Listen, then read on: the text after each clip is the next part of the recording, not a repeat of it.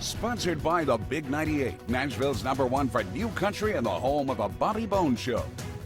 The Rockin' Review is so thrilled to have on country music hitmaker, singer, songwriter, guitarist, Clay Walker. Clay, thanks for coming on the show. Oh, thanks for having me on, Eric. I appreciate it very much. It's the last time I got to see you live was a few years ago in Franklin at your big MS event. And now you got a brand new album that's releasing July 30th. And let's talk about this. Oh, thank you. It's been a great process, being able to make it with great producer, Michael Knox, and the band that he uses. Just a great band. But even just as exciting was he and TK Kimbrell were able to get me in, with writers that are writing a lot of hits right now, and just very relevant and just awesome songwriters. I can't thank him enough. Got to write with Jennifer Hansen, who's a fantastic, Jaron Boyer. I mean, there were probably 10 unbelievable writers that I got to write with, and so the album comes out July 30th. It's called Texas to Tennessee. And our new single, Need a Bar Sometimes, is out. It's charted, and we're watching it go up the charts. Super excited about that. See how far we can get it. Hopefully, all the way to that #1 spot. We'll just keep. Well, and I got to bring this up too, Clay. I got to embarrass you a little bit. It's already almost at 4 million views on YouTube. So apparently, everybody, with your upcoming shows and your new music, everybody does need a bar sometimes. I needed one during the pandemic, that's for sure.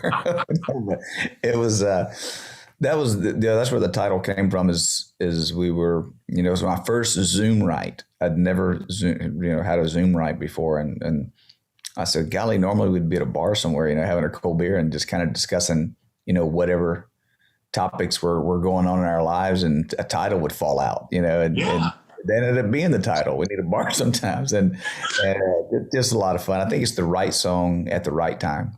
Well, you've got 3 videos out right now from the album, releasing earlier, obviously all over CMT also. But listening to the new album, Texas to Tennessee, which, you split your time between Texas, being born there, but also you're considered a Nashville since you live here also. I thought it was neat how you did it between 2 studios. And the songs, all the songs on there, there's so many great ones, Clay, but they really seem to fit you. They seem to be in your wheelhouse. You know what I mean? Well, that was the whole point, is that we had the time to write and nothing was rushed. And Michael Knox, the producer, he was a part of setting up every co-write. And, he had given the writers, explicit direction that, look, this isn't Clay trying to write cuts for other artists. We're writing for Clay. And they all came in and, they heard pieces of my story, of my life, different things. And so, yeah, every single piece of this, is something that I lived and something that is part of my DNA and fabric. And we nailed it. It was the right stuff. We had a lot of smart people helping us out that knew the direction that it needed to go. Also, modern sound, to get on terrestrial, country music radio. Right. And they knew that was important to me. I said, look, I don't want to just make an album, that is just for me. It's got to be an album that's going to work at radio for the fans. That's what I've always been driven by. And success can be measured in a lot of ways. A lot of people measure it by money or how many #1 hits they had. But I've always measured success by how you connected with the people that you were trying to reach. And were you successful doing that? And that's the only reason I would record a song. Otherwise I just go sing it for myself. Well, I got to say also, though, you have had 11 #1 hits. You've had, I believe, over 30 songs charted on Billboard. You've had a lot of success. But in this new album, there's just so many great cuts. And I think one of my favorites on there was your rockin' one at the end of it, One More. And I'm like going, okay, I can definitely see Clay and the band, having seen your band live a number of times, having a little fun with that one. Well, full disclosure, that is my band's favorite song. We got to do this one. We got to finish the set list with this song. One more. So it just goes. I'm like, yeah. But the point with that is that I love that Eric Church song, Put a Drink in My Hand. I always have. And I was telling Michael Knox that. He goes, man, I know who you need to write something like that with. It's David Lee Murphy. So David Lee, we got together, and I want to tell you something. That is the most fun I've ever had in a room writing with somebody. We had so many cross reference, memories and just in our lexicon. There's a lot of similarities, and we were able to write that one. And man, it came out smoking. Look. Before I played it or the day I played it for my family, I went into, we have the sound system in the house, speakers all through the house. And so in the kitchen, I cranked this thing, everybody's, and man, I started dancing. I was like, this song is doing it. I mean, I think they were just more entertained by how much it made me move. But yeah, it'll make your toe tap and make you want to get up and dance. I think, once again, I'm not tied into any music charts or anything, but I have a feeling that one could be a hit for you, on radio, Spotify playlist, with the video, everything. And just if your band enjoys playing it out, how much your fans and the audience are going to enjoy it when you're performing on the road. Yeah, but there's a lot of things that's going to be competing with, and that's a good thing that we have that amount of songs. And we have this, what you call focus track or grat track, as we've been releasing them up to the time of the album coming out. Right. We have Bar Sometime, which is a single. And then I think the second one was Texas to Tennessee. Mm-hmm. And we just came out with one, You Look Good. And then we're coming with one, a few weeks from now that's called I Just Want to Hold You. So, and then one Catching Up with an Old Memory. To me, that song right there, is really kind of nostalgic, really kind of put you in a place. So it's going to have some competition. But yeah, One More is the most fun song on the album. There ain't no question about it. Well, and listening to this album ahead of time, Clay, and certainly I remember when you first started your career in music and seeing you at different venues, early on. But it's kind of got like almost George Strait feel, which kind of fits the Texas and Tennessee vibe. I'm like going, wow, this is kind of a maturing of the sound. Well, I appreciate that compliment. That's a huge compliment. Thank you very much. And you review a lot of albums and music, and music, and I'm flattered. George Strait obviously had the biggest influence on me in my career, and still does. I'd be lying if I said, that I wouldn't like to emulate him all the way, to the point where he is now, and he's still going. George has been an icon. He's iconic, and he's class. And I hope that I can be that, to some degree, in my career moving forward, and continue to be. But yeah, that's a huge compliment. Thank you. Well, I was going to bring up, too, for our viewers, to where you started playing guitar at 9 years old when your dad bought your first one, and started doing music competitions at 15. And I found it so interesting, that, all of us had our early jobs, before, we started doing what we're doing now, and certainly with your huge music career. But that, working at the Super 8 Motel, you got a DJ to play your song. And he said, no, we're not. How did you work? I mean, looking at where you're at now, Clay, to back then.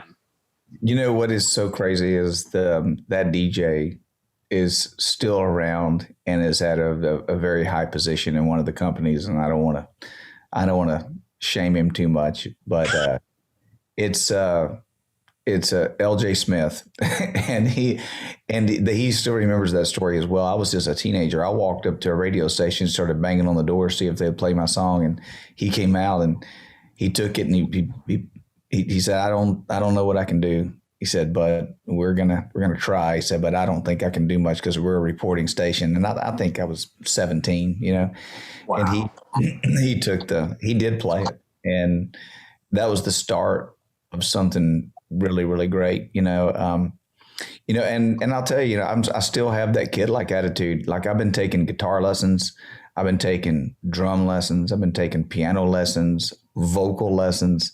Like, I love learning, and I want my craft to continue to grow, and I want to be able to sustain and just fill myself up with knowledge about the stuff that excites me, and it's music. Well, and I think certainly with this new album, Texas to Tennessee, you've done that with the videos that are already out. Some of the singles are out.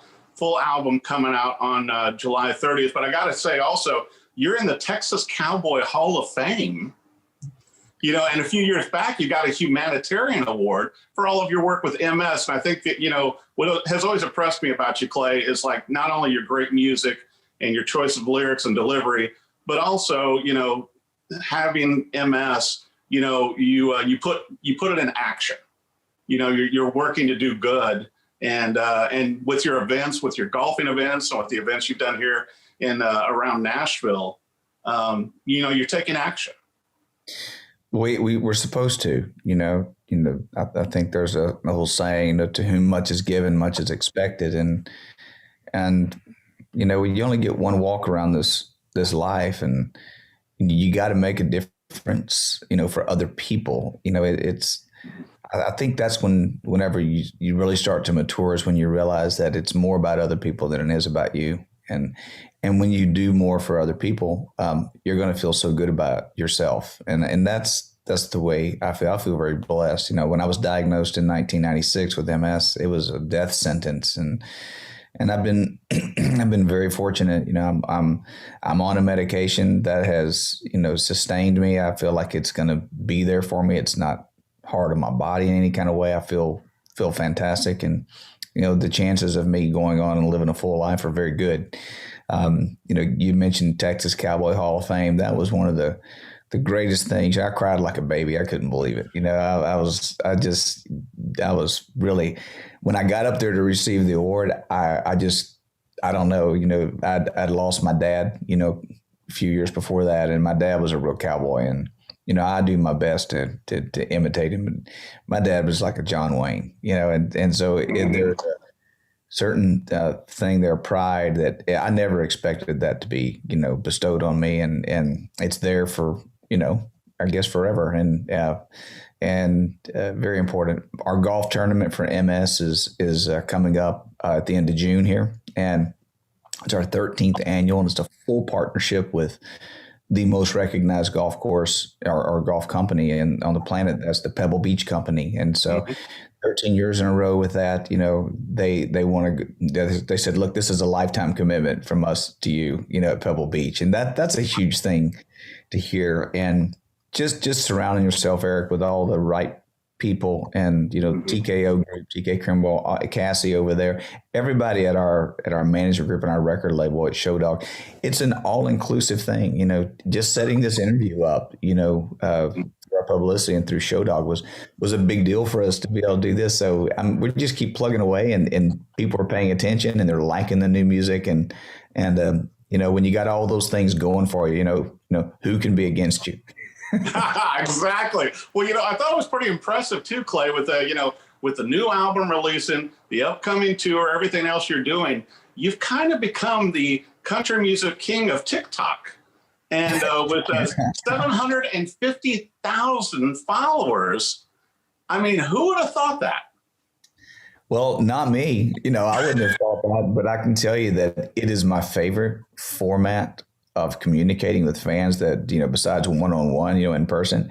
I have never had more fun at TikTok in my life. I mean, doing anything like this, and the duets, you know, and just, it is so cool. I'm like, you know, I literally, if folks could handle it, you know, I would do it much more than I do, but you gotta be easy with it. I think you can't wear them out too much, but I love it. I love the not only the engagement, but the line of communication that I can get straight to fans, and it's in real time. And I think they love that too. That's amazing. Well, I want to make sure too, you know, with the new album releasing on July 30th, Texas to Tennessee, and also your upcoming shows, everything else you've got going, Clay, including your charity work, where should our viewers go for everything Clay Walker, so they're tuned in and they're ready for one more song? One more song. I love that. You know, you could find everything on claywalker.com, but if you really want to know where I'm spending time, it is on TikTok, and, you know, all the other socials are getting love. You know, we're putting things up there that are relevant, and I'm communicating, but I'm about touching somebody right now, and I hope that's the way that well, it's working. So that's good. And I really appreciate everything you've said and done. I don't feel like we didn't cover anything. And I think you were a great interview, man. Like one of the best ever. Well, I'll tell you what, it's great having you on the show, Clay, and I love the new album. And I can't wait to see you guys, you and your band, perform out live and be back on the road. And thank you so much, Clay, for coming on the Rockin' Review. Okay. Rockin' Review's where it's at, or I wouldn't be here. Thank you so much. Sponsored by the Big 98, Nashville's #1 for new country and the home of the Bobby Bones Show.